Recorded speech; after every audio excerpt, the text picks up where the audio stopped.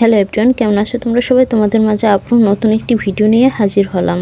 এই ভিডিওটিতে থাকছে মা ছেলের সুন্দর একটি ছোট্ট গল্প, যেখানে ছেলে অস্ট্রেলিয়া থাকে। প্রতি মাসে বাবার অ্যাকাউন্টে টাকা পাঠায়। বাবা সেখান থেকে কিছু টাকা তুলে সংসার চালায়, বাকি টাকা জমা থাকে অ্যাকাউন্টে। গত 2 বছর এভাবেই চলছে তাদের সংসার। এরই মধ্যে ছেলে পাঠানো টাকা জমা হতে থেকে 10 লাখে পরিণত হয়েছে। এবার ছেলে সেই টাকা তার মায়ের নামে ফিক্সড ডিপোজিট করে রাখতে চায়। আজ বাবা মা জনতা ব্যাংক দাউদকান্দি শাখায় আসেন। তারা যখন আমার সামনে বসা, এই সময় ছেলে আমাকে ফোন দিয়ে অনুরোধ করে আমি যেন পুরো 10 লাখ টাকা তার মায়ের হাতে কিছুক্ষণের জন্য তুলে দেই। সে ছেলের কামাইয়ের টাকা নিজ হাতে ছুঁয়ে দেখবে।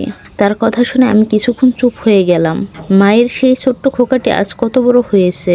সে কেবল তার কামাইয়ের টাকা পরিমাণ বা সংখ্যা দিয়ে মাকে বোঝাতে চায় না, মায়ের চোখে দৃশ্যমান করতে চায়, দেখো মা, এই টাকা তোমার খোকা তোমার জন্য জোগাড় করেছে। ছেলের কথা শুনছিলাম আর মনে মনে ভাবছিলাম ছোটবেলার বীরপুরুষ কবিতাটির কথা। মনে করো যেন বিদেশ ঘুরে মাকে নিয়ে যাচ্ছে অনেক দূরে।